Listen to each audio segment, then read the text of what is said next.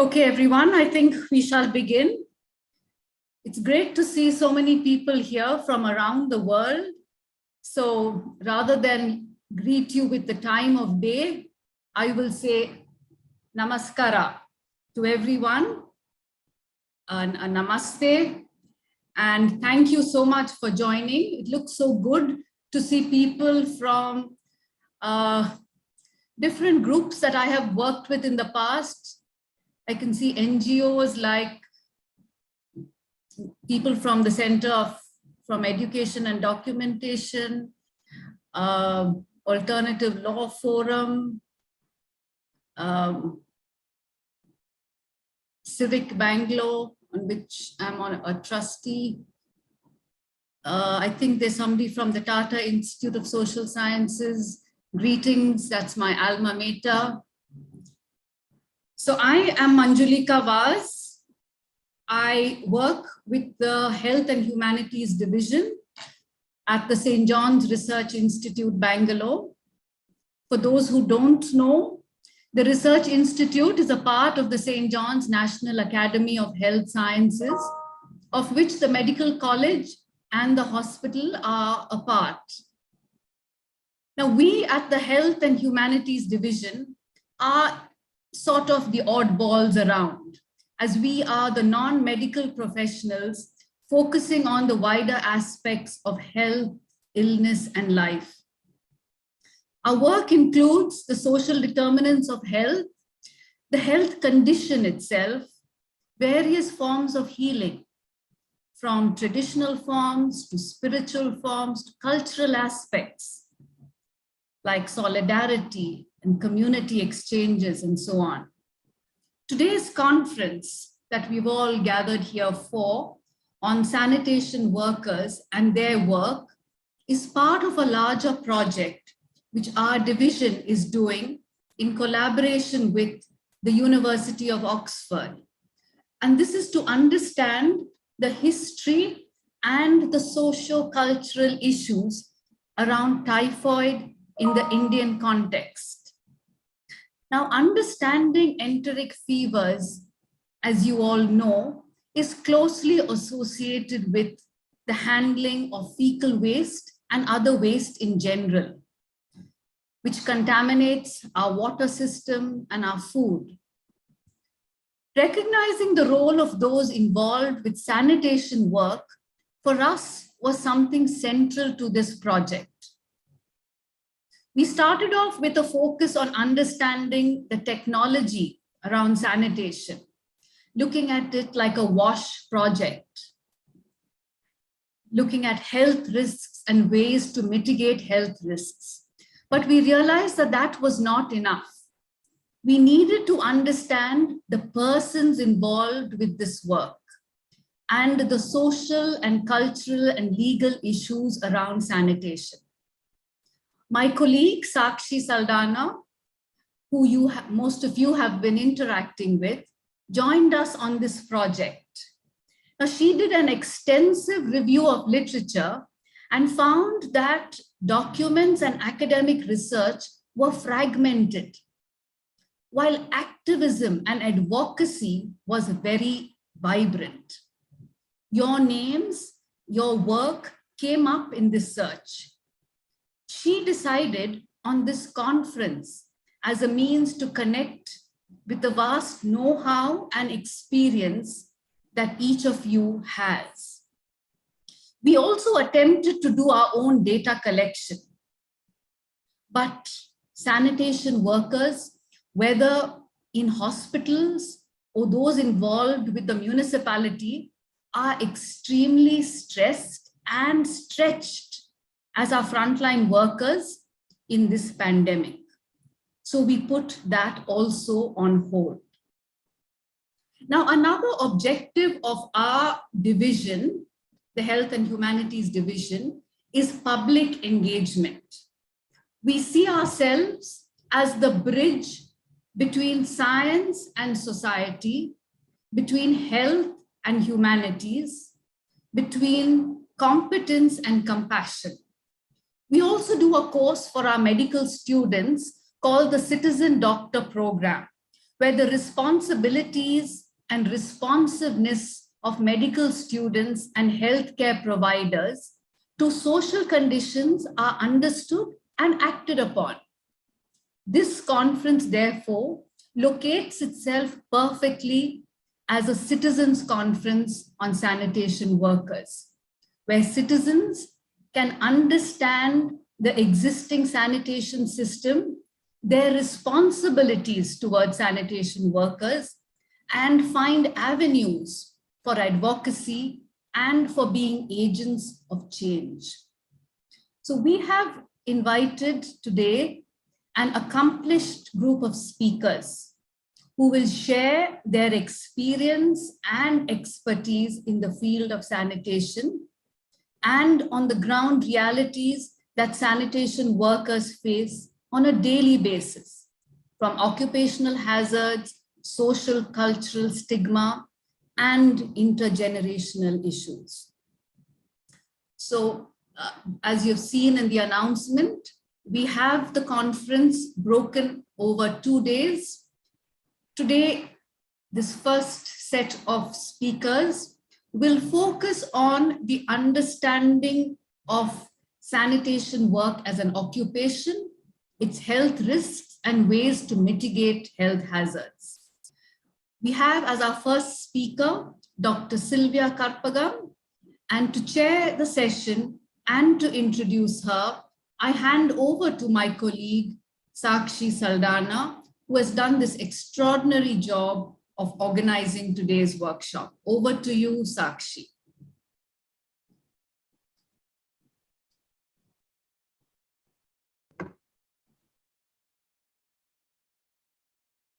Thank you, Manjalika. So I have the privilege of introducing Dr. Sylvia Karpagam. Yeah, she's joined as well. So Dr. Karpagam is a public health doctor and activist. She's working in the fields of health, nutrition, sanitation, labor, and healthcare. She completed her MBBS and holds an MD in community medicine as well. Her research often focuses on public policy, public health systems and services, and the relevance of caste in contemporary Indian society. She's published multiple papers, and especially on sanitation workers and the occupational hazards that they face in multiple settings, specifically healthcare, and also the factor of how COVID has impacted such. So I'll invite Sylvia to now speak.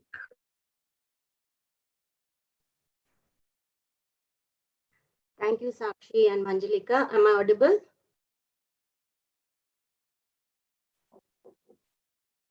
Go ahead. We can hear you. Okay. So I just I want to start with asking a question, and I'll give you the answer myself. Basically, is the healthcare system in India discriminatory? And yes, the answer, which unsurprisingly is that it is discriminatory. And to give a kind of broad overview, we have two kinds of discrimination. One is discrimination by the healthcare system, and two is health discrimination within the healthcare system. And by the healthcare system, there are a lot of, I mean, there's not enough, but there is evidence to show that the healthcare system is discriminatory based on caste, class, religion, occupation, sexual orientation, physical ability, geographic location, color, gender, and this discrimination can be overt and covert. And the way it manifests is in the form of negligence or denial of care or abuse, different forms of abuse. I won't go into that. Harassment, exploitation, and this affects accessibility of people, and also it affects the healthcare outcomes. There is also discrimination within the healthcare system. Again, it's a very hierarchical model with the male, often dominant caste doctor who is considered as God. And at the other end of the spectrum, you have within the healthcare system a whole range of healthcare staff. like the ward attenders, the cleaning staff, and what are called Group D sometimes.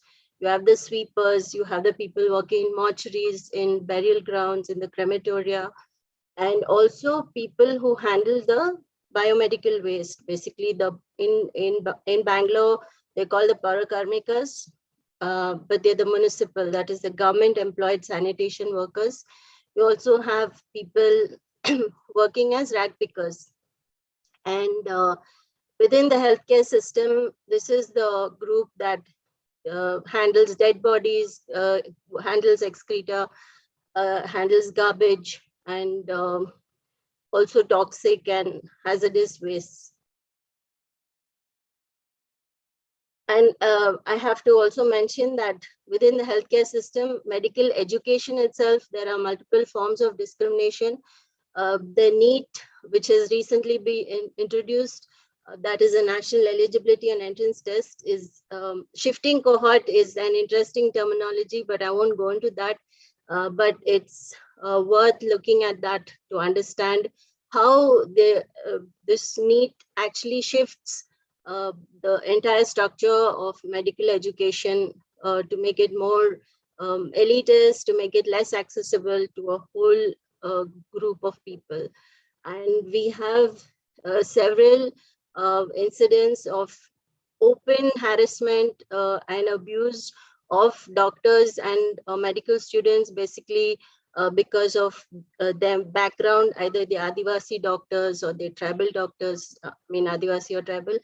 We have Muslim students who have faced extreme amount of discrimination, and also people who come from the traditionally what is called the untouchable or the scheduled castes or the Dalit communities. And this discrimination is pretty open, it's pretty blatant, it's not covert. Of course, there is covert discrimination, but there is enough of overt discrimination. And it's important to understand that all this was there even before the pandemic. So the pandemic didn't bring in anything new. It just made it very visible and it made it very obvious. I think it's very hard to ignore it now. I think earlier we had this whole illusion of, India being this player on the world stage. We have medical tourism. We have people coming in from other countries. So that face of India, I think, has been exposed with the pandemic. Just to give a context, we had the first case in January 2020. After that, a series of indefinite lockdowns, and public healthcare and sanitation would count as essential services. So there's no option to work from home. And it's important to mention that the task force or expert committee was very much corporate-led, corporate hospital-led, and that led to a series of decisions that were actually, again, very discriminatory. So we, some of us, some of the people who are attending also were part of this study, attending this seminar. So basically, we looked at two work chains. We looked at the municipal solid waste management and disposal, and we also looked at hospital waste and dead body disposal. And we specifically looked at occupational hazards. So basically, occupational hazard is any injury or ailment that comes from the work that one does. It could be long-term or short-term, and it could be, again, chemical hazards, physical hazards, ergonomic hazards, and psychological hazards. So I won't go into the details, and also biological hazards. So the hospital management and dead body disposal. So this is basically the chain. The hospital is supposed to dispose the waste to a biomedical waste collector who's empaneled by the Pollution Control Board. We also have the mortuary. From the mortuary, either the ambulance or the hearse van were shifting people to the burial ground, and this was due to COVID. So because of COVID, people were not able to take bodies home. This is a chain that we kind of looked at. And apart from the existing health facilities, there were many temporary facilities that were set up across the state. So you have fever clinics, you have COVID health centers, you had COVID hospitals, you had quarantine centers, you had screening centers, laboratories came up, and all of them are generating biomedical waste, which would be considered as hazardous. And there was a need actually to engage an operator who followed protocols to dispose of the waste. Again, these are some basic guidelines. I won't go into that. And apart from the regular guidelines, there were additional guidelines that were brought in for COVID. So these are some of the common occupational hazards that the hospital cleaning and support staff face. Like I said, it's biological exposure to a variety of infectious diseases, chemical, because of the chemicals that they handle. Again, physical injuries, radiation exposure, and they actually handle a lot of equipment, they carry a lot of weights, so a lot of back and neck related issues. Again, during the pandemic, what we saw is that a lockdown happened, public transport was stopped, but a lot of the workers, especially women workers, were asked to come in shifts at completely odd hours, like they were asked to do night shifts or to come in the middle of the night. There's absolutely no public transport. And so that's why I said the expert committee which brought in a lockdown, this was not even, something that they even thought about. It wasn't even in their radar, so to speak. Again, there's a lot of psychosocial issues, abuse, harassment, and I'll go into those details a little later. But as you can see, this is one of the primary health centers we visited. There has been no protocol that is being followed in terms of disposal of biohazardous wastes.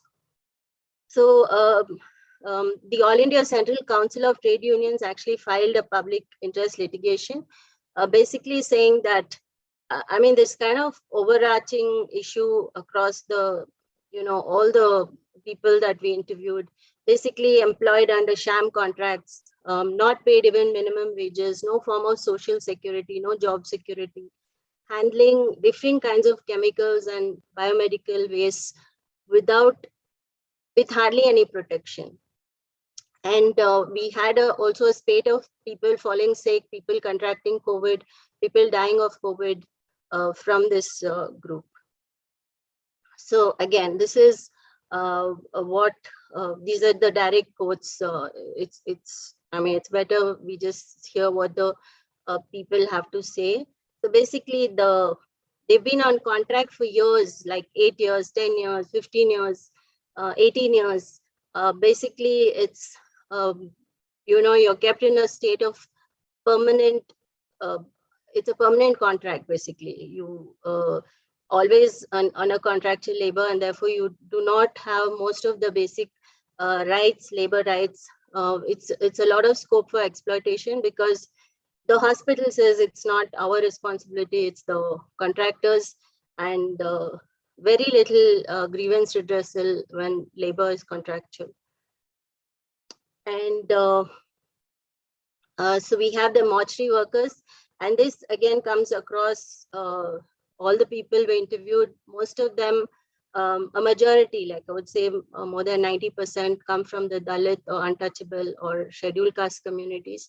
And I think this quote kind of is very symbolic in the sense there is an internalization of this, that this occupation will be done only by certain communities. Others can't do it. And the fact that there is a intergenerational nature to this, I think Himangi and others will be talking about it. And the exposure to a lot of cuts, bruises, injuries, the smell, a lot of them complain about the smell. So basically, there's no line between, like there's many of them don't have a place to come, change, work, and then have a bath and go back home. So they just come, they do the work, and then they go back home. As we can see a little later, a lot of people don't have access to toilets, to drinking water, women don't have access to sanitary napkins or places to even change their sanitary napkins. A lot of women say we don't drink water when we are on work because we don't have toilets to access. And again, when all these workers access the healthcare system, they treated very badly, both within the government healthcare facility and also in the private. In private, the only advantage they feel is that they're seen soon. There's not a long waiting time, but in terms of expenditure, in terms of protection, there's very little protection, healthcare protection these workers have, very little insurance coverage. And just to mention about the healthcare system itself, it's very centralized, commercialized, it's corporatized and non-inclusive. Again, very poor accountability, regulation and oversight. This I won't go into because the ambulance drivers and the people working in mortuaries and crematoria had similar kind of issues. I want to just mention the Muslim community, which was actually targeted very severely during the COVID pandemic, targeted enough for their lives and livelihoods to be actually affected. Came out in large numbers during the pandemic, volunteers at burial grounds, volunteers at relief work. When we talked to we went to the burial sites, this was a common sight of Muslim volunteers just coming and burying bodies because most of them were abandoned or the families couldn't do anything because of the COVID pandemic. So this is the other chain. Basically, you have households and commercial establishments generating waste, which goes in a small little auto that's called the auto tipper, goes to a larger truck and then to the landfill. So you have two types of workers. You have the Paura Karmika workers and you have the auto tippers. Again, 85% of these workers come from Dalit communities, and the table gives kind of a gender breakdown of the workers. So the Paura Karmikas, the sweepers are mainly women, and the people who are transporting the solid waste are mainly men. So again, the waste, there's very little segregation. You can find all kinds of things in the garbage. You can find plastic, you can find sanitary napkins, used diapers, human, animal excreta, dead bodies, syringes. I mean, dead bodies, not human, but animal carcasses, dogs, rats, cats, and sharps, chemical waste, broken glass. And again, this during the rainy season, this is really in a very bad situation. Again, scheduled caste, and many of them said that during the pandemic, the discrimination that they faced actually worsened. They were not given water, where earlier there was an option for them to ask households for water. They were not even given water to drink during the pandemic. Again, no toilets, no drinking water, no hand washing facility, no soaps, no access to sanitary napkins or even a place to change napkins. Verbal, sexual, physical abuse, risk of accidents because a lot of these workers are sweeping the streets on the main roads, very exposed to traffic. Again, the same issues, irregular payments. This is a common site. So we visited this site at early in the morning. I don't remember the exact time. And this, you can see the workers, they're using their bare hands to clean the garbage. And within half an hour of them cleaning these spots, these are called black spots. Within half an hour of cleaning these spots, people were coming and throwing garbage there again. So it's just literally, they do this every day. They clear the garbage and every day garbage gets thrown like this. These are some of the workers. You can see this is during the peak of the COVID pandemic, absolutely no protective, equipment. And also the kind of, there's no ergonomic, there's no designing in terms of how to make this work easier for the workers. Like India is supposed to be, a place of technology, but you can see the kind of technology that is being made available to these workers. This again is a relatively posh urban location, and this is how, like, most of the Bangalore elite dispose of their garbage. So yeah, and like I said, people remove carcasses, dogs, cows also, and meat shops throw their garbage, bones and other waste into the garbage. So this is all being handled by these workers. So the main issues I think that jumped out from this study is this is a form of urban casteism. It's very visible, and it's happening, every day. The people are mainly from the Dalit scheduled caste communities, doing the same occupations that they've been traditionally doing for generations. And it's likely the children also will continue this because there's very little support for these workers or their children. Again, there's no representation in policy making. There's a huge disconnect. People who make decisions and people who are actually working in the field. Again, a lot of exploitation, labor law violations, harassment, and lack of access to healthcare. And I mean, many of us worked on this, and we would like to dedicate it to the workers who are working in conditions for a society which largely ignores them. Thank you.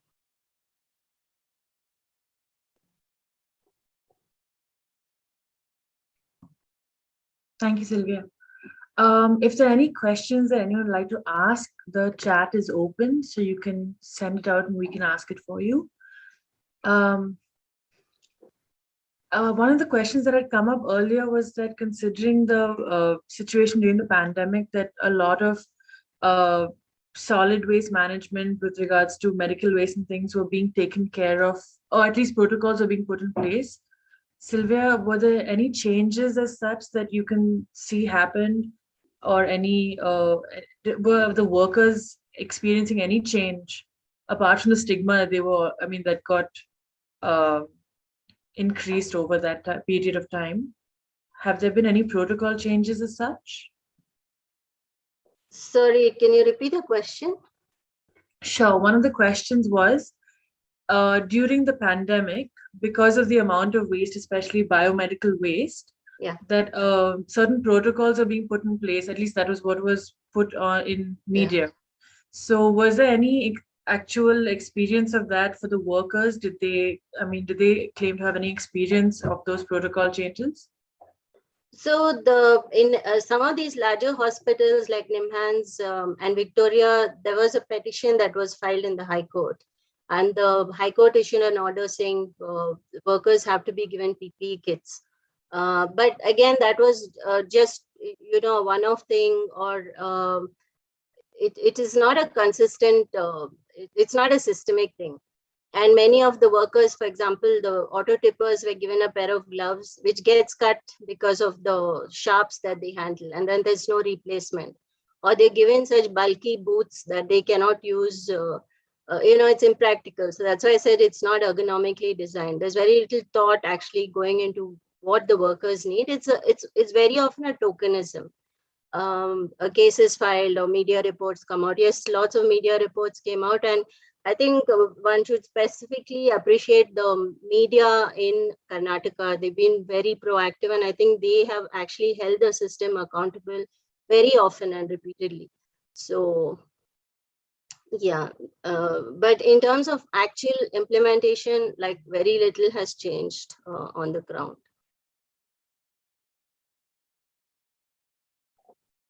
Okay, I can see some questions. Should I answer? Yeah, you can pick out and choose which questions you'd like to answer. I'll ignore what I don't like. Okay, Samantha, yes, the media coverage, like I answered, it was very good, and it was the only way of holding the system accountable. And have uniforms made a difference? Now the Paurakarmikas have been given uniforms. It has, some of them have reflectors, so it helps them because, like I said, when they are on the streets, they were at risk of having accidents. So the uniforms, yes, they have made a difference. And does these people come under the frontline workers during the pandemic? If so, how it? Yes, they are the frontline workers, but if I'll put a link to our report, but they are the invisibilized frontline workers. Like the doctors and to some extent nurses got a lot of attention, but these workers were literally invisibilized, and they didn't receive any of the benefits that they were actually entitled to. Some of it was on paper, but in reality, most of them didn't get those any of those benefits. Like even if someone died, they were not getting compensation for that. Like died because of occupational exposure to COVID. Okay. Okay, I think that's all the questions. So thank you, Sylvia. And if there are any more questions anyone would like to ask, you can put them up in the chat, and they will, they'll be answered at the end of the session. We'll have a kind of panel for the speakers who are available, and they'll answer your questions. And we'll just do the same tomorrow. So now we have our speaker, Abhishek, Dr. Abhishek Royal. He's a medical doctor and a public health professional with experience of working in public health emergencies in India. And he's been working for the health and well-being of sanitation workers and manual scavengers. And he has specific interest in the healthcare that is accessible for these communities. So welcome, Dr. Royal. Thank you, Sakshi, for inviting me and for having my input here. So I'm Abhishek. I just wanted to give a background of myself. It's like I belong to a small town in UP, and I come from a Dalit caste, and I come from the caste of manual scavengers. I have seen a lot of personal in my personal life. I've seen a lot of social determinants that affect the health of my people, and I have seen all of them, experienced all of them. So there was this comment on this on the chat box. I just read it, that former untouchables. Okay, so sorry sir, I'm really sorry to say that there is nothing known as former untouchables. We are still untouchables, and we will, I think so in near future we will be untouchables due to various reasons. So we are not former untouchables. Okay, so the perspectives that I am going to give is the perspective that comes from North India. Okay, so as Sylvia has mentioned many of these issues, I will just ponder more on these issues, what I have seen in my field. It's like that. So in North India, what happens is like the people from the community, from the people who are into sanitation workers, they are mostly from the Dalit communities. Okay, those communities which are the untouchables. And in fact, in the Dalit communities, those people who are the lowermost Dalit caste, because there is a hierarchy that exists between even the Dalits. So the people coming from the lowermost Dalit sections of the scheduled caste are actually the people who are into these kind of sanitation workers. So most of this field is into unregulated sector. Okay, so there is no registration. There is no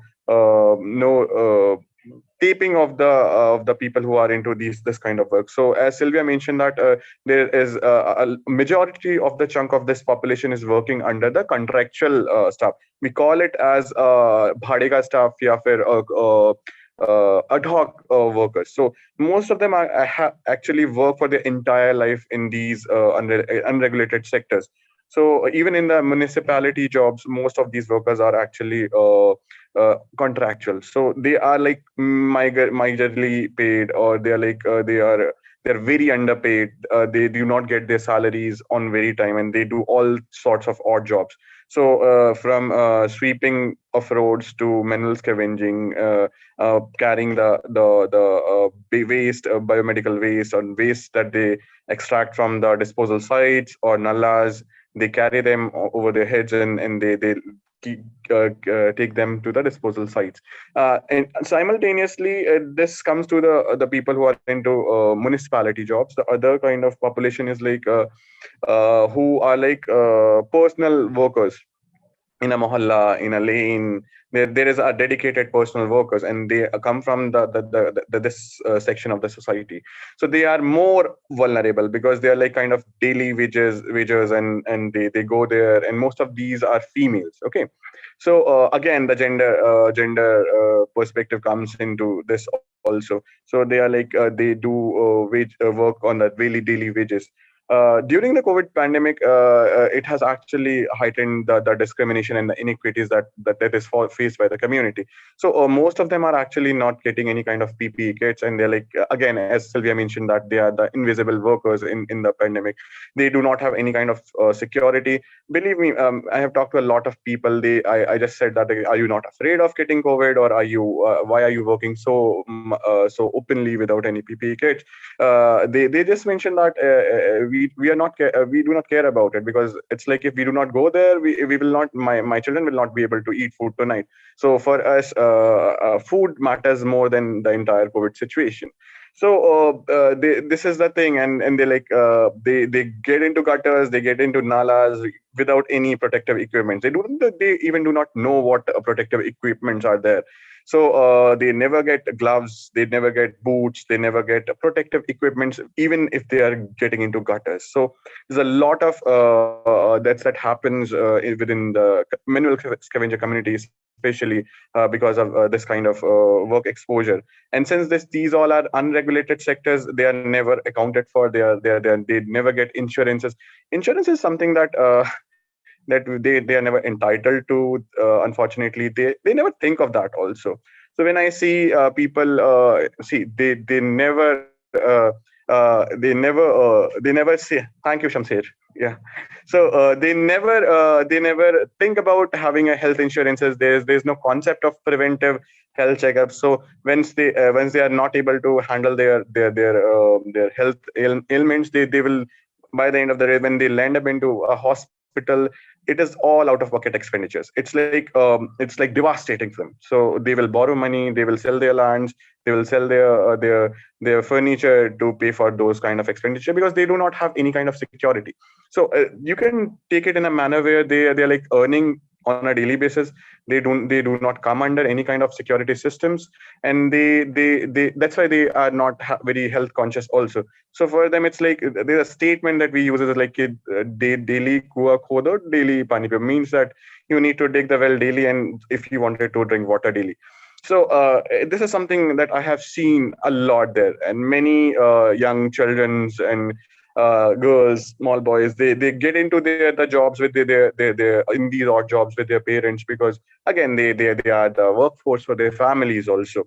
So which they cannot afford their education, so that's why they remain uneducated, and ultimately the entire system of malnutrition, stunting, and that kind of system that prevails in the community, with further in future terms compromises their productivity and chances of getting a good employment. So in short, I wanted to proceed further in this direction. It's like in the COVID situation, when somebody is fallen ill with COVID, I have seen it so many times that they were looking for a worker who can take care of the patient. Okay.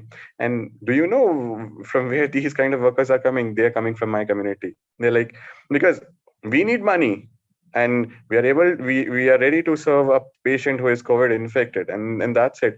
We don't we will compromise the kids or whatever, but yeah, they will choose us because we are an easy labor, because they can get us easily. So as a caretaker also for COVID patients in households also, the people who were sought were belonging to our community. Apart from that, this kind of things that we have witnessed, none of them were able to get initial COVID vaccine. Initially, they were not able to get vaccination, or masks were beyond their reach. But yeah, thankfully, the pandemic, this virus is actually favorable for us, because there's this one thing known as data for us. We call it data. It's like all of the females and males, what they wear on a daily basis, it's a kind of double clothing double folded cloth daily when they go out to work. So on a regular basis, because they never get other protective equipment. So they were continuing that in the pandemic, and I guess they were protected because of that only in the pandemic. So this is something that they are not also very well aware of that, because they're like, it is their way of life, and they're accepted that, and they're living happily with that, because they do not expect more than that also. Apart from that, when it comes to the sanitation workers who were working in hospitals, so since this entire system of contractual workers seeps in here also. So those who were nominated to initially who were nominated to get vaccinated were the people who actually were registered in the system. Now what about the people who were not registered, who were in the unskilled, or I would say unregulated sector? And a lot many staff in a hospital also belong to this contractual staff, which were like, nobody is responsible for them, and they are going there because they are getting something to earn to feed their families, especially in the COVID lockdowns. So yeah, it has been seen there also. And apart from COVID situation also, they faces the same difficulty in daily lives, even in the hospital work. As Sylvia mentioned, all the odd jobs that a worker generation worker do in hospitals, and most of the times they were not given all the protective equipments also. But yeah, biomedical waste management system is something that provides them this kind of equipment, because it is a mandate of the hospital. They cannot get away with that. So here they have to provide the protective equipment. Apart from that, if somebody is doing any other job in the wards or in the OPDs, they rarely get any kind of protective equipment. The mortuary job, I have been into mortuaries, and I've seen everything there, and it's like it is the same community who is working in the mortuaries. And just like they just go there, they do their jobs, the doctor will come, inspect the organs, and he will live. The entire cleaning, cutting, stitching, everything is done by the community workers, and they will hardly get 50 rupees or 100 rupees per body for all that kind of butchering job that they are doing. And this is very sad to say. It's like they are not at all entitled for any kind of positive or a good life, despite of the work they are doing. It's like that.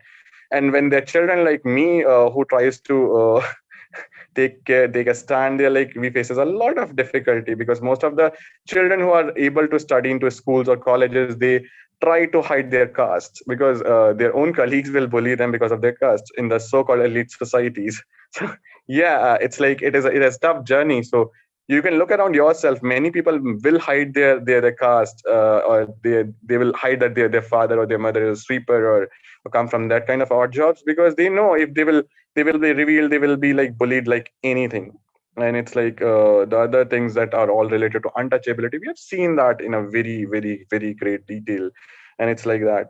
About the thing that Sylvia mentioned about the discrimination in the health education, believe me, SCs and STs, they will be tortured for their entire life, because they come from the reservation sections of the society and medical systems. They're like bullied like anything in their by their own colleagues and their classmates, because they perceive that we have taken their what was entitled to them. So yeah, even within the systems, it affects the mental health of the children coming from that background a lot. So they always tries to compromise, they tries to hide their caste most of the times, or else they will be like mentally messed up because of all the bully that they face directly or indirectly. So this is the thing. Even in the practice system, nobody, especially in North India, if you are a Dalit doctor, the non-Dalit community will try not to come to you for any kind of treatment. Also, they will challenge your intellect, they will challenge your practical skills, because you come from a Dalit caste. So there's a lot of things that we at times miss. They say is that we have abolished manual scavenging. I never see that in many parts of the country. It's like that. It's still going on, but it is not reported. You say that it's like the people who are into manual scavenging will be rehabilitated into some other job. What you are doing for them? It's like they will open up a tea stall, or they will do a stitching job. And who will come to have a tea or a momo eat a momo which is cooked by a Dalit person. You might have heard of stories when a Dalit lady is, there are many stories like that. If a Dalit lady is kept as a sahayika in a Anganwadi center, the parents will not allow their children to have the meals in the Anganwadi centers. So this kind of rehabilitation will not work with the community. So they will get back to their normal odd jobs because at least they're earning something, and the children are able to get food by the end of the day. This is the system that we talk about, the urban casteism. About the rural casteism, it is like very pathetic. It's like the in the rural societies, people from the sanitation caste, they will have us isolated 1 or 2 homes in a village, and they will be isolated to that. They will not be able to touch the it's like it's like they will not be able to touch the hand pump to drink water. They will not be allowed beyond the stairs of a house from an upper caste person. So, so it's like starting in that village for a Dalit child, it's like beyond imagination. It's like that they're happy that they're having a kacha house on the kacha roof in their head, and they're having their own hand pump in their home. And that's more than enough for them. They will do all the odd jobs in that village also, but they will be unprotected because they are isolated in their village. So yeah, these are some very harsh realities. And for me, I always believe that education is something that can change the fate of the society. But beyond imagination, the so-called educated society also uses this kind of casteism and the sanitation work of the parents to target these children also. So yeah, and it's like I would say, when I was doing a workshop for this, as Sylvia mentioned, the tippers in the South India, there's some people who like carrying the waste daily from the lanes, and then like they will be bullied by the policemen because they are not into a regulated or a registered field. Then they will take that kachra, they will take that garbage to somewhere. They will hardly get 50 rupees or 100 rupees a month for that from the household. They will go to a particular designated place. They will segregate the waste, and whatever they will be having major earning is from the segregated waste that they collect, and then disposing of that waste is their responsibility. Since they are again into the unregulated sector, they will never have that kind of, because they will not waste their money, I would say, quote unquote, waste their money to buy a pair of gloves daily, or boots or something like that. So we need to understand the affordability issues of the protective equipments that are there, that should be used by the workers. And also the we should understand, because it is not a choice for most of them. It's like, yeah, they need to save every penny so that they can feed their family. These are the harsh realities that I just wanted to point it out. I'm open to answer any question. Yeah, thank you.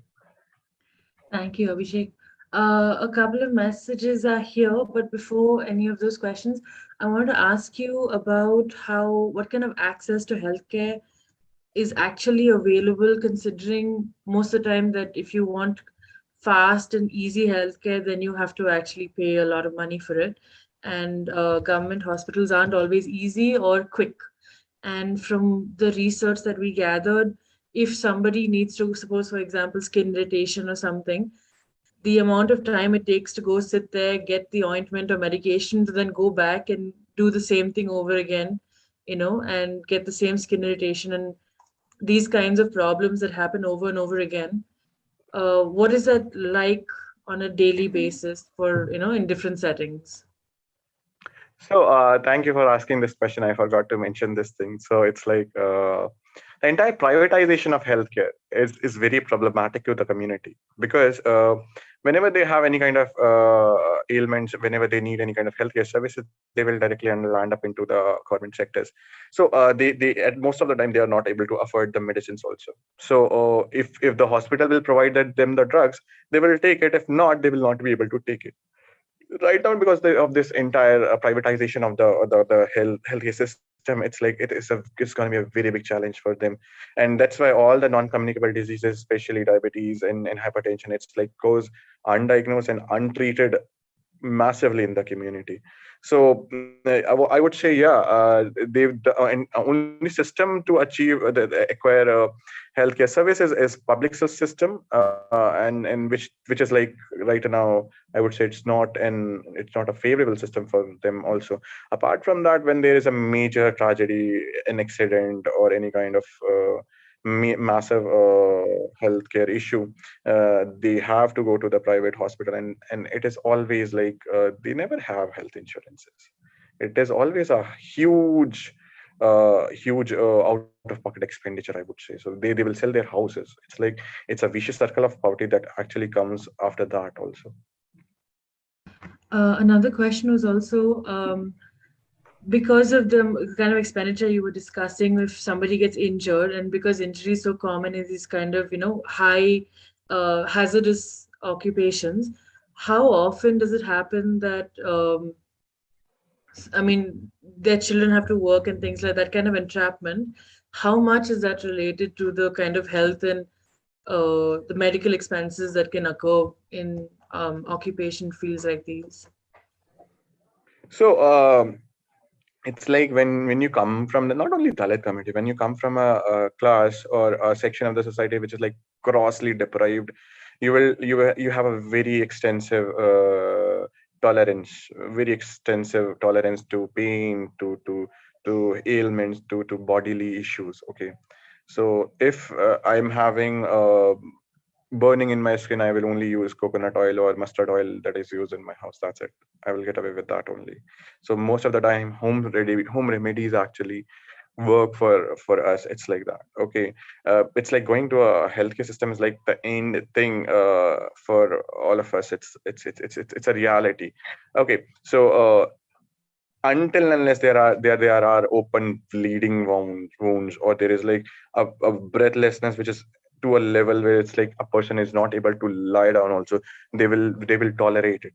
They will tolerate it to that level. And the injuries that you are mentioning is like most of them are managed on a home remedial basis, or a kind of local quack who can give them that kind of bandage in 20-30 rupees, and that's it. They rarely go to the hospital because they cannot bear the consultation charges of even a doctor also.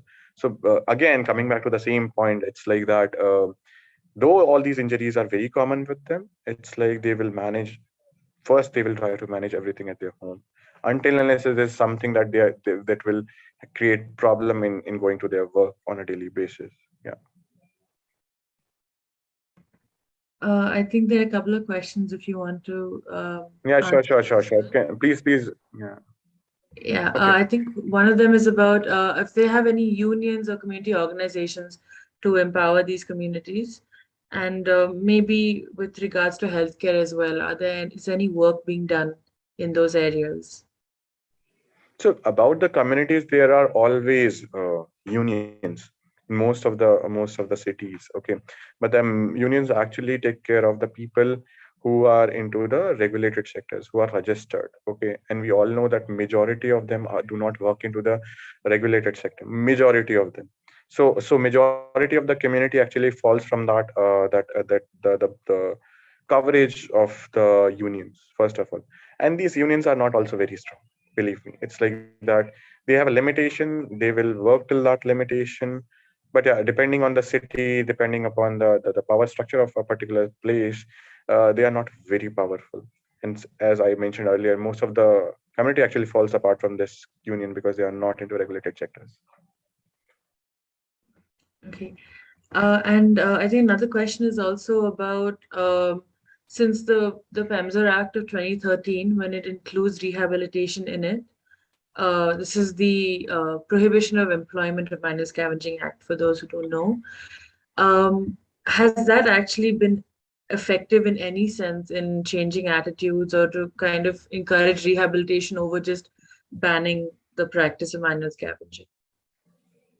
As I also mentioned it that it was there, it was implemented, but yeah, still the people are working into the same field, and because they are again, they're invisible.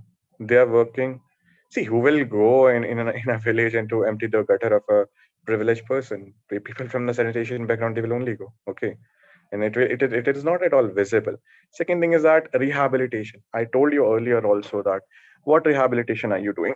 It's like, are you helping a woman who is into a sweeping job to to work to work in a sewing machine, on a sewing machine? First of all, who is gonna be the buyer of that the products that is produced by that woman? There has been so many stories that a person who is like who a female who opened a tea stall just out of this rehabilitation, nobody went there to have tea at her stall.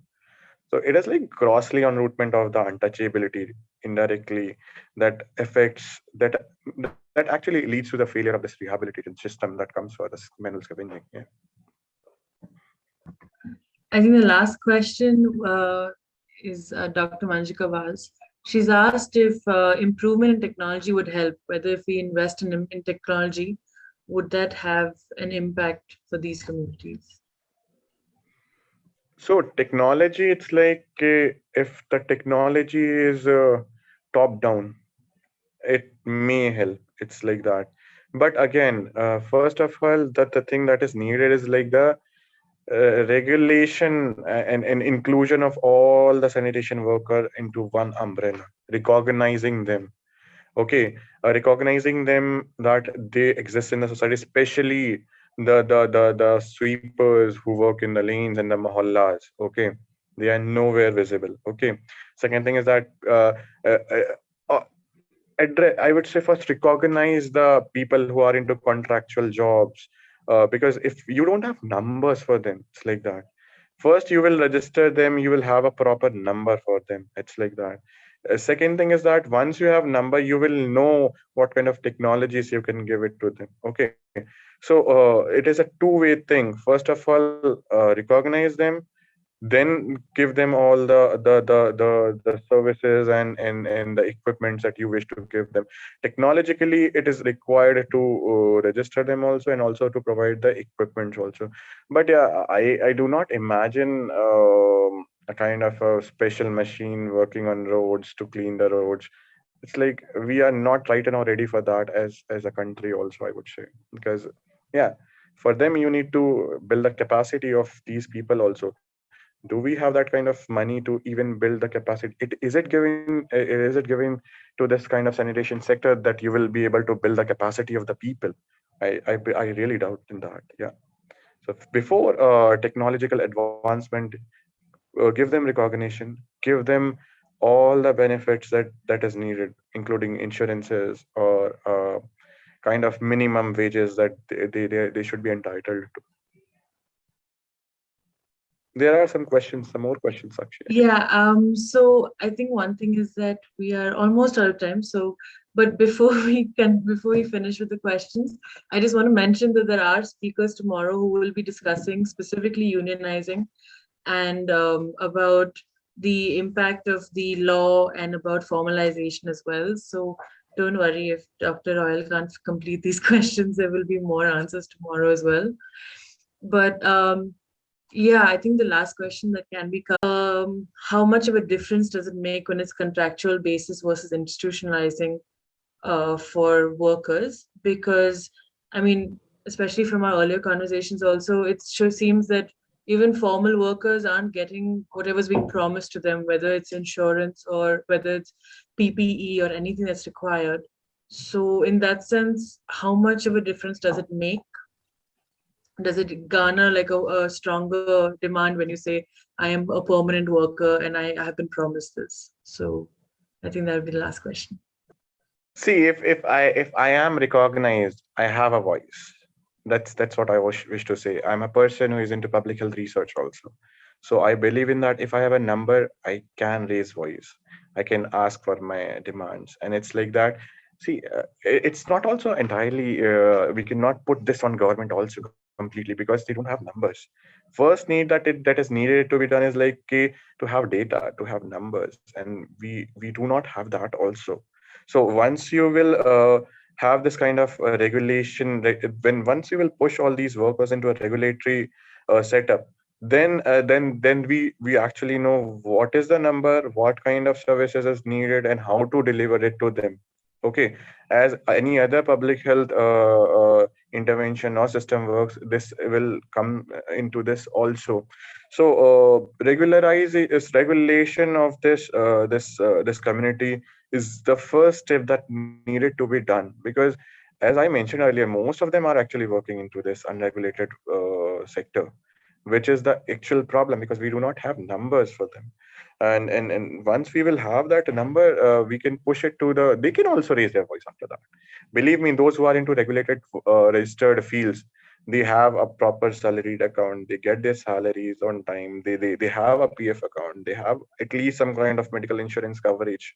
Okay, and though there are a lot of issues with them, at least they can have a charter of demands that they can put up to the respective people. And I'm not saying that everything will be fulfilled, but at least they have that voice and something can be done for them. But since most of them are not into that kind of regulated sector, they are actually completely ignored. Okay, thank you so much for your time. And if you can stick around with Dr. Sylvia Sure, as well, sure. then I'm at the here. end, you can have more Yeah, questions. I'm here. Yeah. Okay, then I think next we have Dr. Gaud. So I will invite Dr. Manjulika Vaz to introduce him.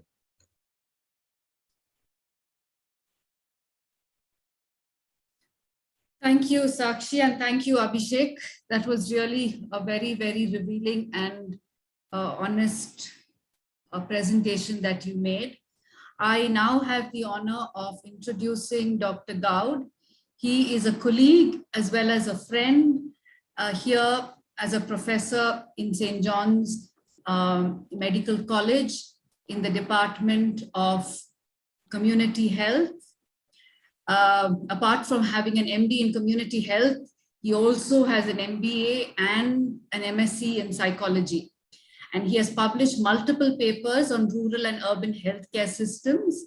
In the field of sanitation, he has published work on the impact of solid waste management on BBMP sanitation workers in Bangalore, and has chaired research on fecal sludge operators in Bangalore. I know on our campus, residential campus, as well as here, anything to do with waste management or the State Pollution Board, he is my go-to person. He's done remarkable work in the time of COVID. He's been the backbone of our COVID vaccination drives across communities and across Karnataka. Thank you, Dr. Gaud, for making the time to be here and for sharing your research work with us. Over to you. Thanks, Manjulika, and namaste to all of our friends who are online for this conference.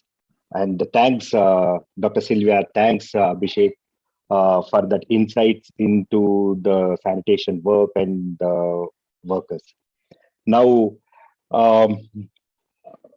what I think I've been asked to focus on the domestic solid waste management and the challenges therein, and the challenges from with a little bit focus on what is that we can, as enlightened citizens, do to ensure that we address at least most, if not all, the concerns that our friends Dr. Sylvia and Dr. Abhishek have brought to the fore.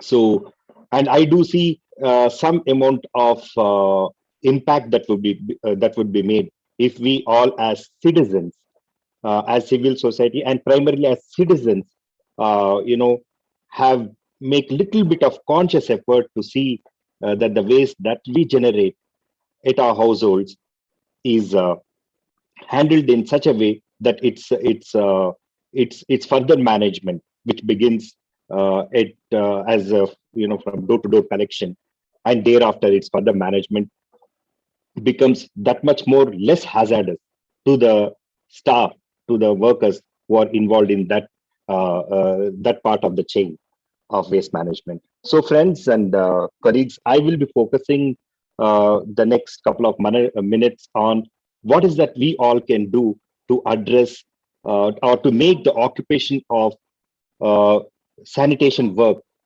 waste management, a little bit less hazardous than what it is now. So that's what the focus is going to be. Now, I will not go into the details. Our colleagues have, the speakers who spoke before me have mentioned this aspects, who is a sanitation worker, what sanitation work means, and what are the health risks or health hazards. And what I am interested most is the last part. What is that that is I as an individual, my family, my apartment complex, my locality, my ward, my range, my zone can do to address a problem of solid waste in the context of Bangalore city, and in whatever the way administratively it is divided in the rest of the country. So now, just to get into the discussion, who are the sanitation workers? Sylvia mentioned, and Dr. Abhishek also mentioned this. Now, one of the first things that at a macro level we need to do is we have to recognize our sanitation workers as one definitive workforce which is contributing to the health and development of the country. That's the first thing that we need to do. We have to recognize this workforce as a sector with all the legal protections, with the insurance coverage, with a remuneration structure that is commensurate with the work, the hazards therein.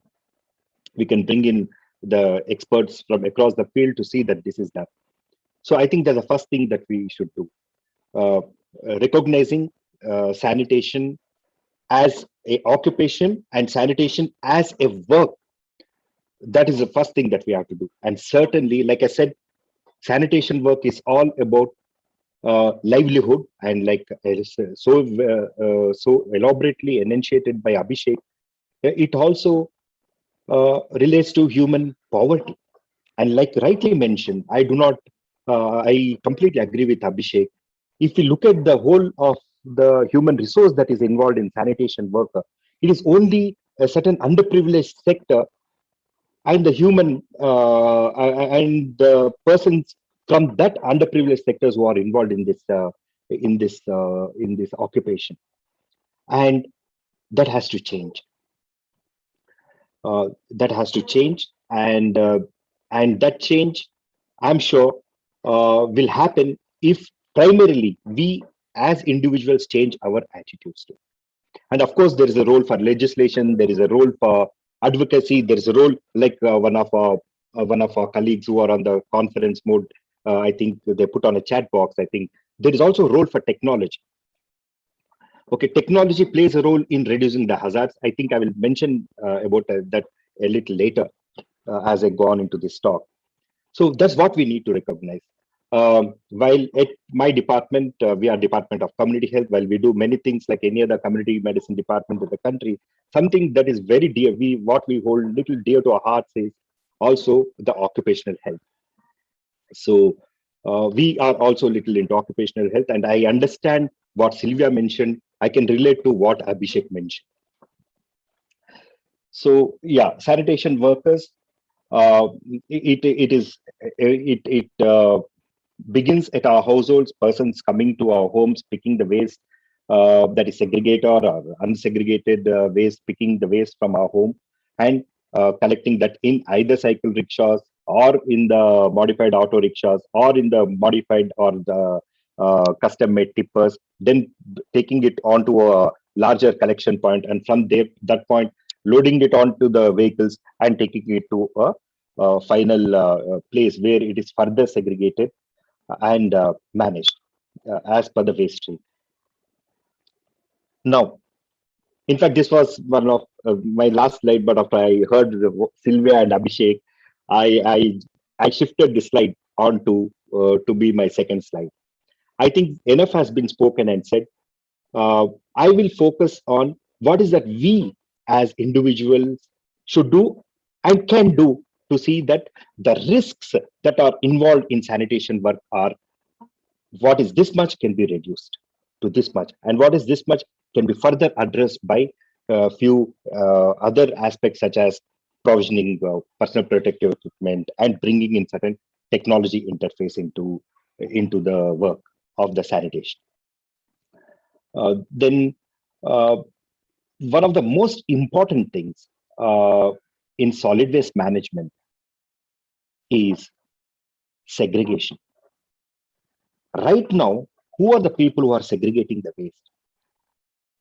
It is the persons who are segregating the solid waste. Mostly, I would not say in all the places, mostly the waste that is generated by us as individuals and at the family level and at the resident welfare or in the apartment blocks or in colonies, etc., is actually segregated. There is a secondary segregation. Secondary segregation is done by our fellow human beings. What I should have done, I have pushed that responsibility of segregating to our fellow human being, who by the virtue of many other realities of life is in this work occupation, and they are put to risk because of something that I ought to have done. I did not do it. Now they are forced to do it, segregating the waste, and that is a problem. So one of the first thing that we all as individual citizens and as families, what we must do is understand the importance of segregating the domestic waste that we generate at our households itself. We should be the Safai Karmacharis, we should be the waste handlers, we should be the sanitation workers of the waste that we are generating at our households. It is our responsibility. We cannot push that responsibility to others and put them to risk. That's the first change that has to happen. Segregating the waste at the household by the family members or by us who are generating the waste. And in the context of Karnataka state and Bangalore city in particular, BBMP mandates, that is Bruhat Bangalore Mahanagarpalika or municipal corporation mandates that waste at the domestic level is primarily segregated into the biodegradable waste and the non-biodegradable waste and other waste. Now, at least what we should do is to see that the biodegradable waste, the BBMP calls it the wet waste, but we all would prefer to call it as biodegradable waste, because a milk sachet is there. It is actually technically wet.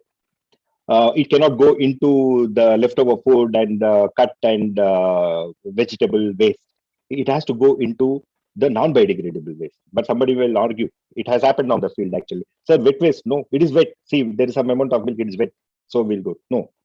So wet waste is biodegradable waste and non-biodegradable waste. So first thing, at least I think everybody who's on this conference and who's listening to the various discussions, please, at our households, let's ensure that we segregate at least the biodegradable waste, because it's a biodegradable waste which makes the waste more hazardous. So if we segregate it, we are reducing this much of risk, potential risk, to this much, just by the virtue of segregating it at the household level. So please, let's do it. Segregation of waste at the point of generation by the person or the persons who are generating the waste is one of the primary and most important, most vital steps in waste management. Most often when I get an opportunity to speak to my postgraduates and undergraduates, I give this as an example of appropriate technology. Because if we do not segregate, there is no other technology that can that can ensure that this waste is segregated mechanically or otherwise. It may do, but it will not be perfect. So it is only the human beings. Human technology is the only way out for doing this. So it is a first step. If we have done this, friends, we have addressed chunk of the problems that get discussed around the sanitation work. Segregation at the point of generation by the person or the persons or the families which are generating the waste. And primary, let's focus one step at a time. Let's see that the biodegradable waste is segregated from the rest of the waste. That let's consider as a first step. Please make it happen. It is doable. It is possible. If we do that, apart from it helping the environment, composting and other things, for me, the most important thing is it helps our fellow human beings. It makes the work of our other fellow human beings in the sanitation chain that much safer. We all can be their care providers. It's literally like, we being their personal protective equipment. If we segregate waste at our households, our effort is more powerful than any other personal protective equipment that will offer the protection to these our sanitation staff. So please, let's do that at least. Now, second thing is, in the context of the resident welfare association, resident welfare associations or people living in gated communities, please address this as one aspect of your daily life. Do not take it as one more thing that you have to do. No, take it up as your resident welfare association's responsibility, and see that every household in your association segregates this waste. And why dump this waste, segregated waste, onto the municipal solid waste system? No, create some systems within your resident welfare association. Now there are lots of NGOs who are in this field, who can take this waste and compost it. And if you are in a locality or if you are in a gated community, set aside some amount of space to see that this waste is managed there itself, and thereby reducing that much of burden on the waste management system of the government. So please ensure that that happens. And when we do this, why we are saying this is, when we do this, it reduces the health risks immensely. It reduces the health risk grossly. It shrinks them, apart from it helping further management of waste in a meaningful way. So friends, please consider doing this. Now, just to put this into perspective, what are the health hazards or the health problems or the health challenges faced by our sanitation workers, apart from poverty, stigmatization, and rightly mentioned by our colleagues, they are the invisible force. They are not seen, they are not accounted, they do not, ginti mein nahi aate hai wo log, apna sanitation workers. What Abhishek said is true. They are not counted. So that is something that is has to change.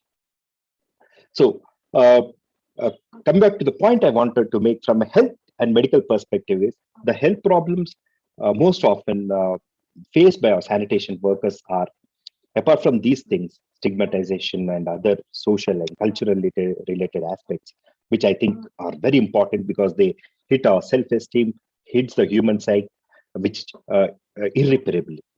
Apart from that, the other health problems are injuries. That's why I insisted on saying that segregation at household is a most important step, because when we segregate, we are preventing injuries to the sanitation staff. The broken glass, let it not go into the waste. Let the broken glass get separated out. A waste sharp, let it not go into the waste. Put that aside, collect it aside, and give it at a later point of time to the person who can collect it. Don't put that into the waste. So injuries are very common. Those injuries most often, apart from being visible injuries, also bring with it the risk of infections. And we have up to number of examples. I think Sylvia may be able to add. Hepatitis B at a point of time was a problem among our sanitation staff.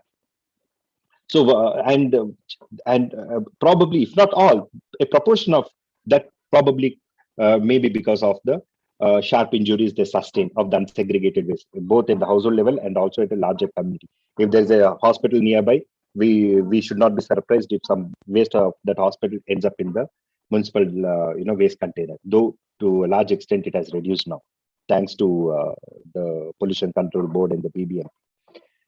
Accidents, rather injuries, then because of lifting and loading and unloading, etc., musculoskeletal problems are the other common problems.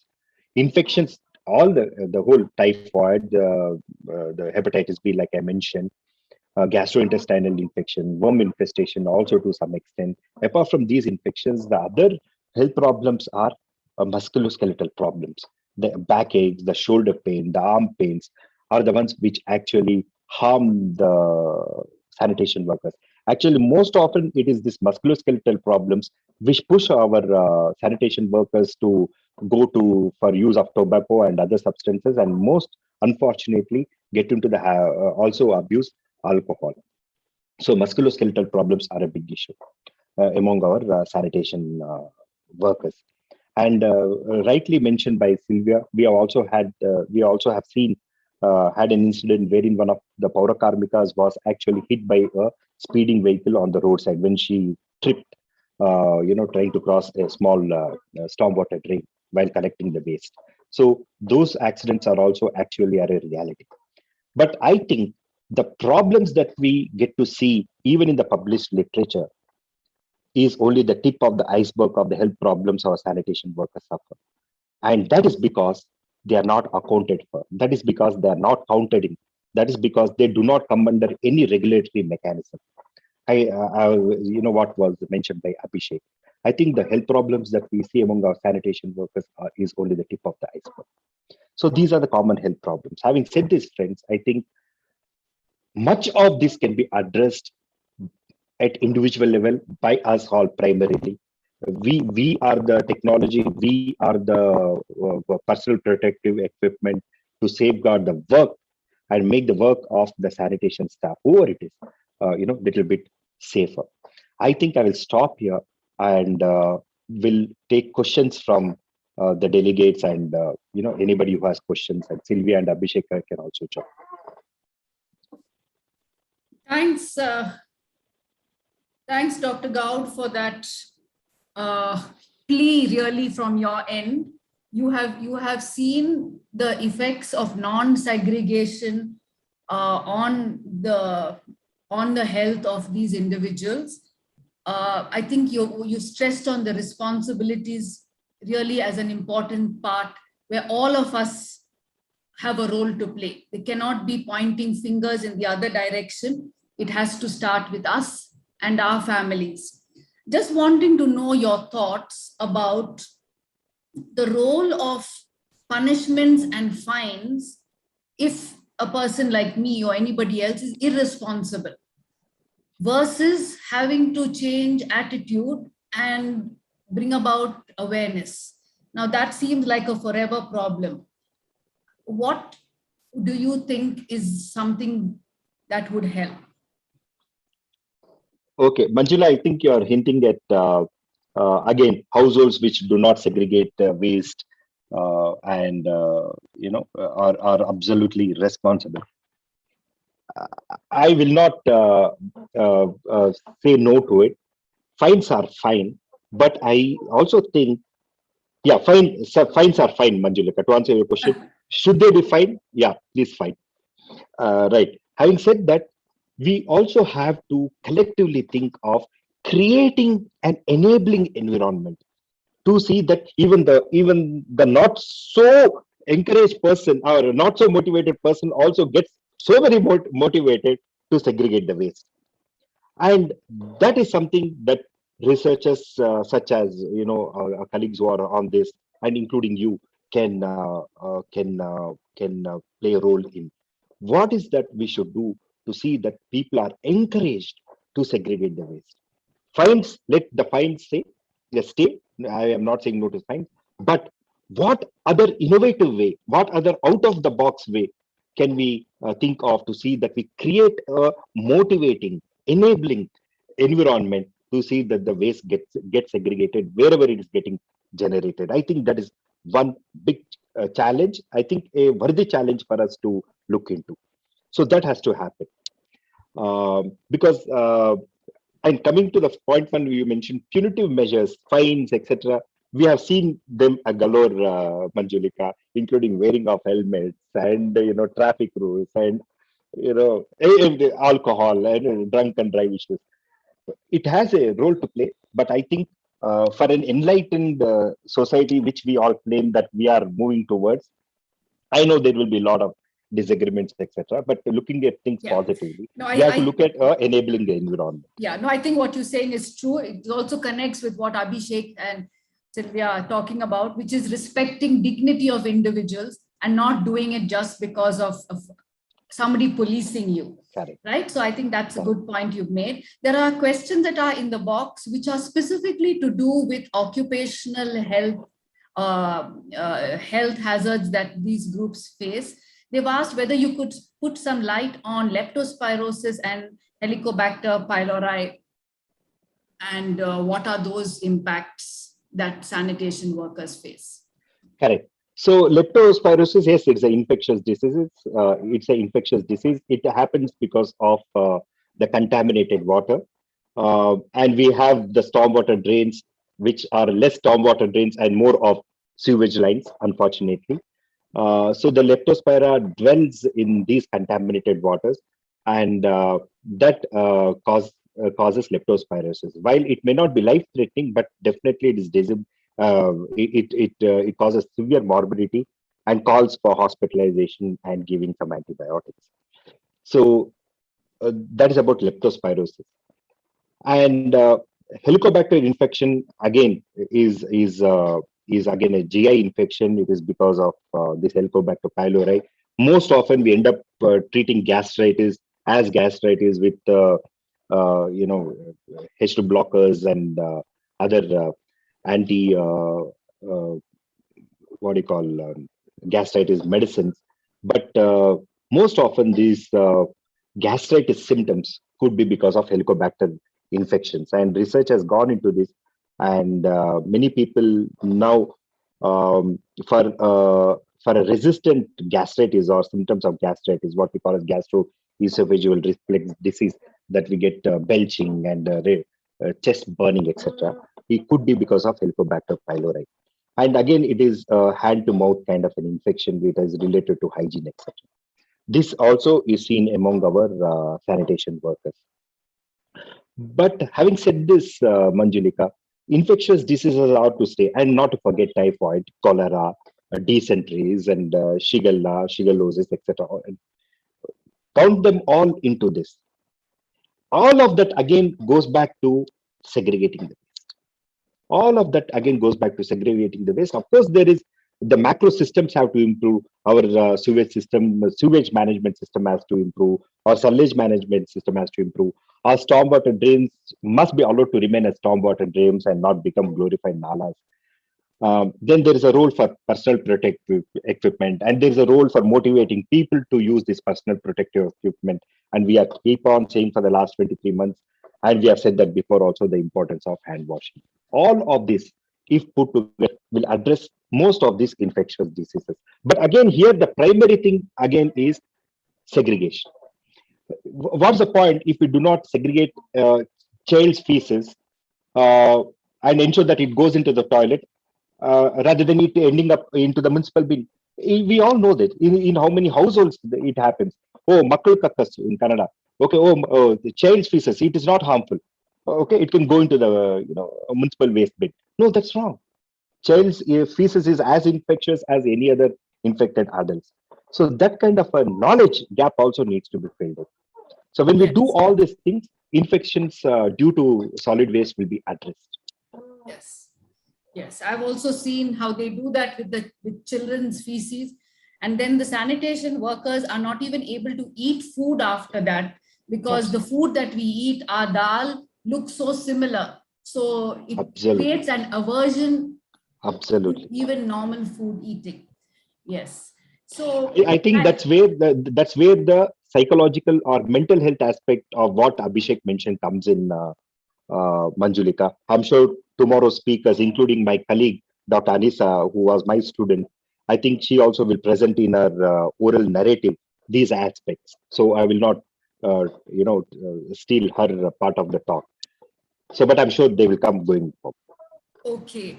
Thank you very much, Dr. Gaud. There are more questions. Please don't go because the questions are actually broad. So I'd like the other two also to come in. There is this question about how can fields like community medicine and social medicine be harnessed to address specific health risks of workers performing hazardous public jobs. Okay. Manjulika, as among probably all the specialties in medicine, probably one specialty that is closest to understand the nuances of these things is, community medicine. And in many parts of the country, it is still called as preventive and social medicine. I think there is immense scope. And in a very humble way, just to share, the very fact that you are having me here is because of the work done with that sector, beginning with the biomedical waste, right from my post-graduation days, which brought me closer to Paura Karmikas, gave me an opportunity to talk to them. And my institution where I'm currently employed, St. John's, which again further broad-based that scope, wherein we got an opportunity to work with Swiss Tropical and Public Health, and also the WHO in Devanahalli, wherein we piloted the WHO sanitation safety planning, which again brought us closer to discussions with the municipal workers there, and apart from the farmers.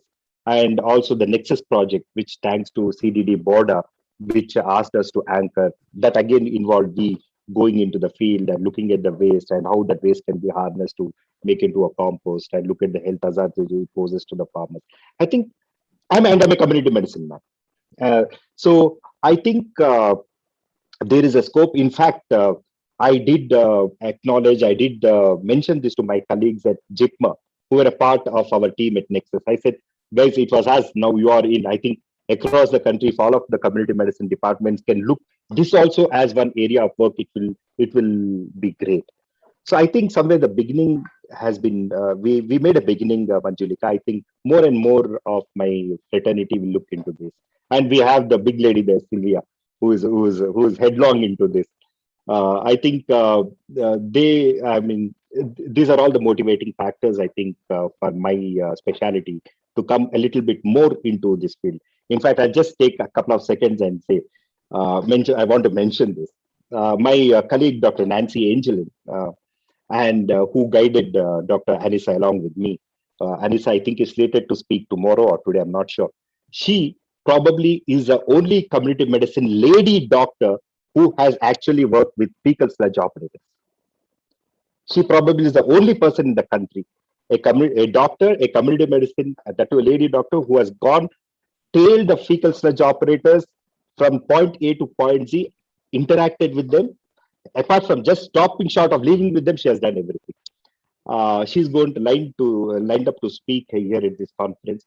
I think young professionals like Dr. Anissa and senior professionals such as Sylvia Karpagam, who is also a community medicine lady, I think can motivate many people to come into this field. And actually, this really exposes the cause of my subject. We are just not only preventive medicine, we are also social medicine, and sanitation work is everything about social determinants of health. But I increasingly say, I want to be on record, Abhishek. I think technology is something that should come into this sector. And in fact, on one or two occasions, I have mentioned, I wish Einstein and Baba Ambedkar are reborn and take up this sanitation work so that we get the best of the brains and the wonderful of the hearts to see that solutions are found to this problem. Thank you. Thank you. Thank you. So Nikhil Pandey, I just want to add something to the second part of your question, which you ask about how does the medical fraternity who's upper caste and privileged, how do they respond? Just to share with you some small things which we do as part of health and humanities. We have a small group called Ecologics that are trying to get segregation as part of everybody's mindset. It is not that a youngster doesn't get associated with it. So within the campus, within hostels, they work actively doing segregation. They also take up ethnographic research, understanding how the health cleaners, the cleaners in the health sector do their job by interviewing them, by spending time observing what they do, and then coming up with solutions which begins with them. So those are small things that I hope answer your question. Maybe it's just a start. We need a lot more. Can I have the other two, Dr. Gaur? Thank you. Please stay on. Can I ask Dr. Sylvia and Abhishek both to put on their videos so that we could answer some wider questions? Sakshi, is that okay? Or do you want to? No, they're all on video. One thing is that to answer this question about what people in the medical field, whether in community medicine or in general, doctors, what can they do to either sensitize themselves or lend themselves towards giving access to healthcare. But also, since we have a lot of viewers who are not from the medical field specifically, if we can, one thing is that Dr. Gowd mentioned was segregating waste. But as if anybody else, is there anything else that can be done apart from the ways that we are, creating ourselves, or the problems that we are causing ourselves? Have you seen citizens do anything that can have an impact during your work? So that would be a two-part question. If either of you wants to start first, Dr. Sylvia? Yeah. So, I would like to take the example of Dr. Gowd, that segregation has to happen at source. And if you have to look at the medical education system, I think after people come in, trying to train them is, I think, it's an uphill task. I think the process of getting people into medical education itself has to change. There has to be much more representation from communities which are generally denied access to these kind of spaces. And I think we should start using the language of that it is caste-based discrimination. Dr. Gowd, you were struggling a bit to say economically vulnerable, economically marginalized, economically poor. I think this is a caste-based discrimination. It is occupation-based discrimination. And I think we should start using that language. And again, there should be much more representation and diversity at decision making, because that's where the social determinants, the nutritional policies, the sanitation policies, the health system decisions, all the social determinants of health, the basic education, like children who are going to government schools are no way prepared to, become doctors or engineers. It's just, and especially the way policies are coming in now, it's to reinforce all these existing practices. The national education policy is so casteist. The national, entrance exam for medical exam is so casteist. So these people are making policies, and we are saying, we should segregate our waste, but how are we going to break this, whole kind of caste structure? And I think it's important to also look at breaking this intergenerational cycle. Like there should be efforts so that a child whose parent is doing sanitation work is not pushed into the same occupation. I think that's very important. And for that, this whole contractual kind of labor, which is meant to be, again, exploitative and keep people permanently in a state of slavery. It's contractual labor is very exploitative. It's also very sexist. It's very casteist. How do we break that form of, occupation? And like bringing in, increasing the wages, making labor laws stricter, all those things I think are more important than, of course, segregation at source is important, but that will just, it's like just a plaster on an open wound.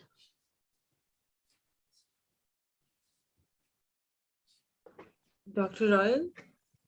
Yeah, thank you. So I totally agree with Dr. God and Dr. Sylvia about it. I just wanted to go beyond that also. See, I'm a person of implementation research, okay, and I believe that everything has a contextual importance to it, okay. So what we are seeing, this problem is at a uniform situation across the country, okay. So there's a lot of differences in the severity, practices, and challenges also across various states and even various districts also. There's a huge inequity, and especially in the challenges and barriers when it comes to rural urban gap also. So we need to understand that kind of contextual differences that we have in this country, even for the sanitation workers, okay. So I totally agree to Dr. God that technology is definitely an answer, but what kind of technology is acceptable to the community in which place? We need to be very sure about that. Segregating waste is actually a very good option. So what I think it as a multi-pronged strategy that needs to be done right now, which should include simultaneously going research also from the perspective of numbers, then also empowering the general community to take the onus of responsibility of segregating waste for themselves also. But we also need to understand what kind of technology will work with the sanitation workers. For example, there was this thing where there is a place where actually some kind of organizations distributed a kind of non-applicable gloves to the sanitation workers who work in as mineral scavengers. They used it because they got it for free, but then after a week they just discarded it because they're like, "Okay, it was slowing them. It was very tough to wear them for the entire day in that kind of heat, especially when they are going down into the gutters." So it was, though it was technologically fine, it was very protective, but it was not acceptable by the community because it was not fitting in their context also. Okay. I'm also a very firm believer of one thing. What are the economics associated with that? I will give them a pair of boots, a pair of gloves to do their work only once. What after that? Will they be able to afford and sustain that kind of interventions after that?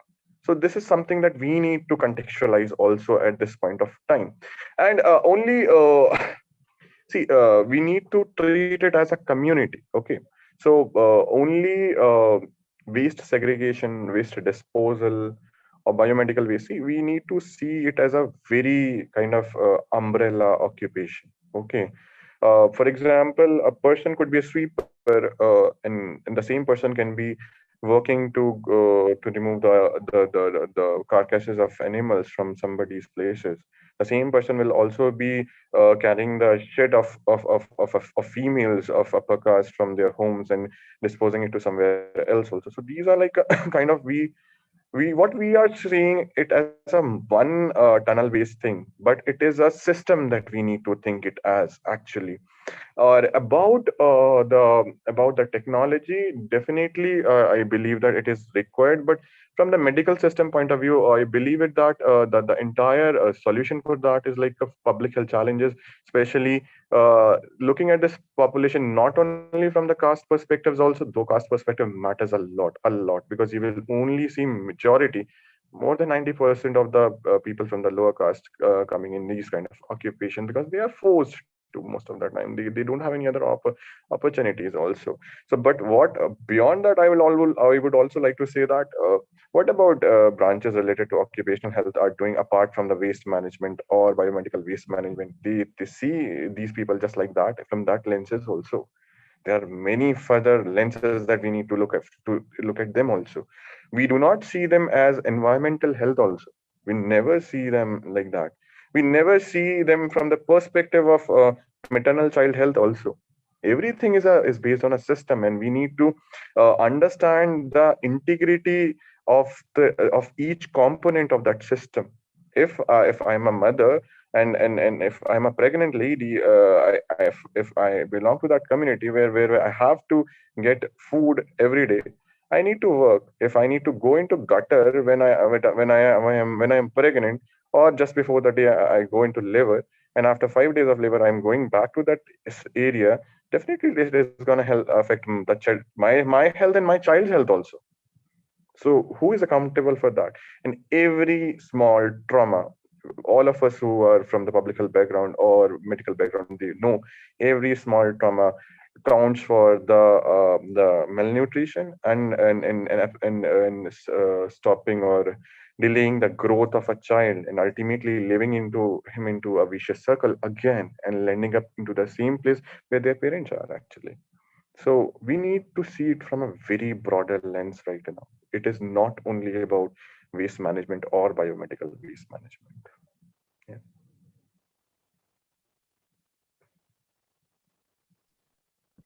I think we'll just check the chat for any more questions. But yeah, one second. Anything, I was just thinking about our policies on, Swachh Bharat and the latrines, moving from dry latrines to the other flush systems. So Now, is that just to give employment for those who have to dig and build the toilets and count the numbers? Is that enumeration of toilets is more important than enumeration of sanitation workers? Is that the focus? What I believe, Manjolika, it's actually a very valid interpretation. But again, in devising that, the community was not asked to give their inputs for that. Okay, believe me. See, again, coming from the implementation background, I believe that every stage of planning of any intervention, you should ask community whether it will be feasible for them also or not. The same, I just don't want it to mention the name, but it's like, believe me, the entire issue with the garbage collectors in certain states, it's very problematic for them, because of this system, this kind of policy. Now they are not able to segregate waste at their level from which they were earning, and they are again more exploited because of that, because the waste is collected by the government authority, the government workers. They will not dispose it, they will give it to them. Now they are devoid of the place where they will be segregating the waste. Now they will not be able to do that also. Their earning is hampered, plus they will be more harassed by the other people. They have to pay extra amount to a place there where they will take that kind of garbage, huge garbage, and segregate it there, and then pay again for disposing the rest of the garbage. So this is one of the situations that I am telling you. These kind of programs are meant to be improving the situation, not only the sanitation and the hygienic situation of the country, but also the condition of the community. But since the community onus was not taken into account, somewhere it has not met that kind of beautiful dream that was dreamed of.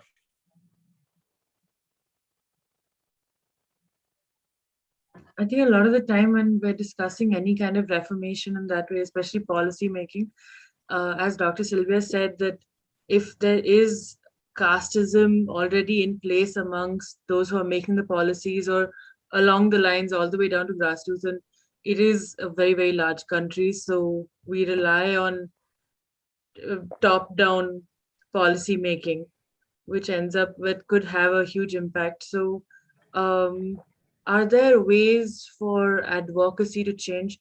We do have a lot of speakers for advocacy tomorrow, but from the work that all three of you have done, have you seen any way in which advocacy or local work has changed these kind of systems in after policies have been made?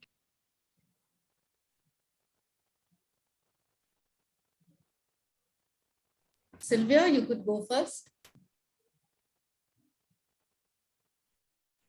I think Siddharth will be talking about this Manual Scavenging Act itself tomorrow and implementation.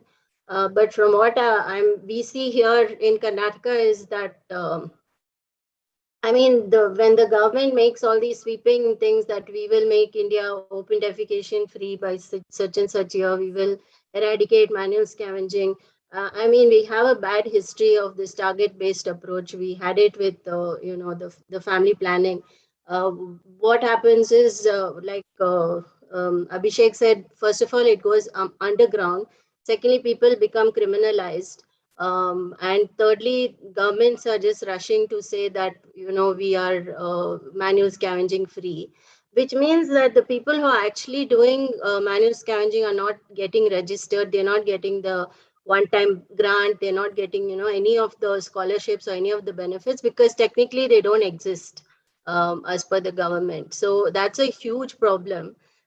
So this whole thing about these ambitious political kind of sweeping agenda, I think that's hugely problematic. It has to come as a social change. Like, for example, when a person dies doing manual scavenging, like we did some fact finding of that, and the entire system colludes to say that it was an accident. So the hospital says it was an accident, the police say it was an accident, the cases are not registered. And in fact, people don't get like the basic compensation as per the law. But I think the media and the role of the legal system, the lawyers, even activists, human rights activists, they play a huge role in at least ensuring that each of those deaths, at least they get some compensation, or at least it gets recognized as a death. So I think the citizen participation is very important. And, one thing is, of course, the segregation of waste at source, but it's also about how you're building your sanitation systems. Are you investing enough? Are you compromising? Like, for example, now most of the toilets built by the government under Swachh Bharat are single pit. So who's going to clean those single pit systems? So I think it has to come with genuine intent, which I think is completely lacking. And I think also some infrastructural thought as to whether it makes a difference if there's water problems in that area and things like that has to be taken into account. It can't be a blanket-based infrastructural reform. I also want to ask Dr. Gaud as well. Have you seen this, especially since there is more than enough research to show that segregation can have a huge impact? And since that actually can be one of the most basic things we can ask from entire communities in India to segregate their waste. So from that point of view, have you seen advocacy, at least have you seen that make a difference in these areas, especially in huge apartment complexes where waste is even harder to collect once it's been collected already and then given for waste management? Have you seen any of that have an impact during your research?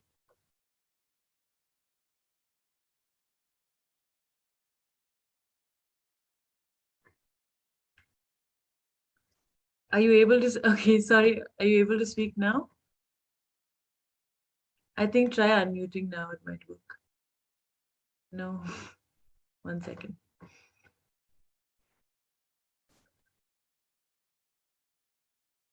I think try one last time, so it might work now. Yeah, done. Done. Okay, great. Okay. Yeah. So, Sakshi, I'm a little grassroots level kind of a person. So I'll speak from what I've seen and what I've indulged in. Yeah. And also, I have some evidence with me now. Somebody can vouch for it. Manjulika is there with us. So we had a huge challenge in our residential quarters at St. George. The waste collection bins, were in a dilapidated condition. It was bang in the middle of one of the playgrounds there, and there was absolutely no concept of segregation except for a couple of households, including that of Manjulika. Probably even my household was not involved. I was not that much into it. But we made a beginning at our St. John's quarters. It was a huge struggle. We made into groups and house by house, children went, some of us went, Manjulika included, and got people, motivated people to segregate the waste. Some of the doctors' quarters did it well, but some of the other support staff quarters did not do well. It was all a struggle, but it all happened. We seen for ourselves that if we put our mind and hearts to it, a individual can segregate the waste, and the waste that was segregated actually was composted in our residential, in our quarters itself. So we have seen that, Sakshi. So it is doable by an individual, it is doable by a family, and if you can see an endpoint to it, that a space or something like that, we can actually get more people to do it. That is something that I have seen. And in the projects that we were involved in, for example, Devanhalli, which was Devanhalli was one of the places where WHO sanitation safety planning module was piloted.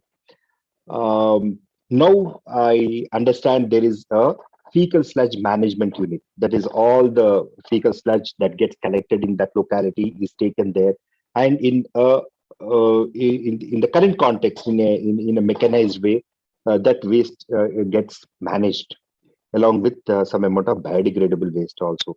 In few bits and pieces we have seen, and the other example in our own neighborhood in Koramangala, we have solid waste management, dry waste collection points where in some amount of segregation happens. I had an opportunity to go to one such place thanks to Mrs. Wilson. I had gone there and I've seen waste getting secondarily segregated, and and something useful made out of it. Basically, here in this case, compost was made out of it. So all that was possible because segregation was possible. I sorry for repeating this again and again and again. I'm only talking from to borrow or Abhishek's phrase, implementation point of view. What is possible, we should do at an individual level. This is what we can do. But I do understand. I understand the perspectives of all of my colleagues who spoke here. That we also have to address the macro pathology that is there with respect to the whole of the sanitation environment. That also has to be addressed simultaneously. So I think I'll stop, Sakshi. Thank I have you. great examples in the field of biomedical waste, but I think we can keep it that for a later point of time. Okay. I think Vivek has his hand raised from quite some time. Yeah, I have asked him in the chat if he has any questions. Oh, he didn't. Sorry, I'll read out his comment. He says there needs to be training centers and institutes to certify the professional expertise as precondition to employment in these cases. So I think as that actually has a good point that there is training involved in management is important, but also that if you are stuck in these jobs, then perhaps training is not your highest priority. But from a safety point of view, I think it is quite important. I don't know if you'd agree with me. And maybe training does bring in some dignity as well. Like Dr. Sylvia was saying, that having those uniforms with the reflectors and all of that, apart from safety, also gives them some, at least in my view, some form of recognition and dignity. So maybe training also helps with that. Would you agree, Dr. Sylvia and Abhishek?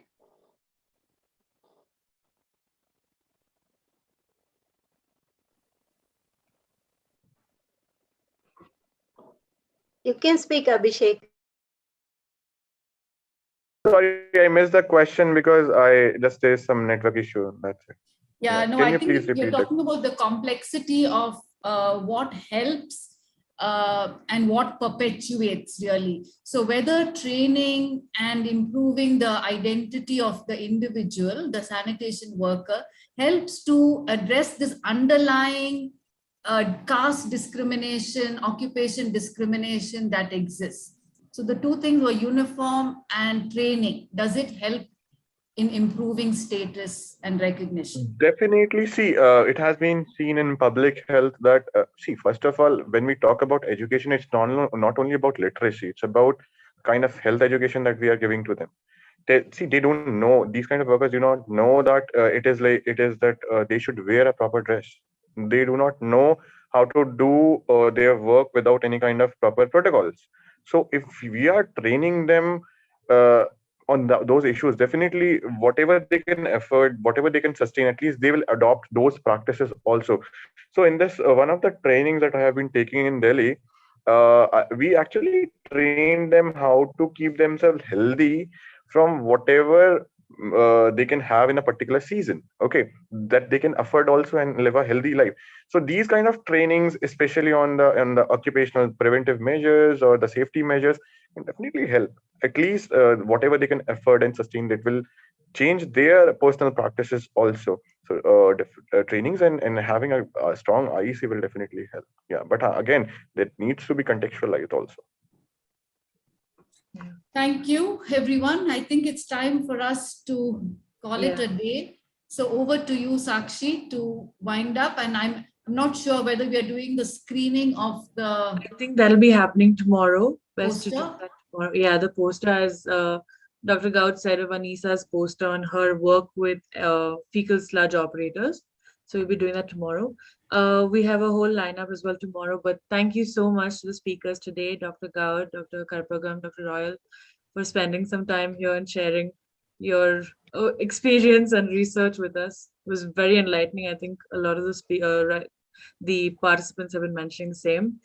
So thank you very much for the time spent. And if possible, if you can attend tomorrow as well, then you could join the panel tomorrow with more questions. So thank you so much. And this video will be available live online. So if anyone would like to get back to it, you can. But thank you so much. Just to clarify, Sakshi, we all have to use the same link to join again tomorrow. Tomorrow, yeah. So And thank you to all who attended. You can pass on the link to those who were not able to join us today. Do that, and look forward to seeing you all tomorrow. thank you so much. Thank you. Thank you. Thank you. Thank you. Yeah. Bye. Bye.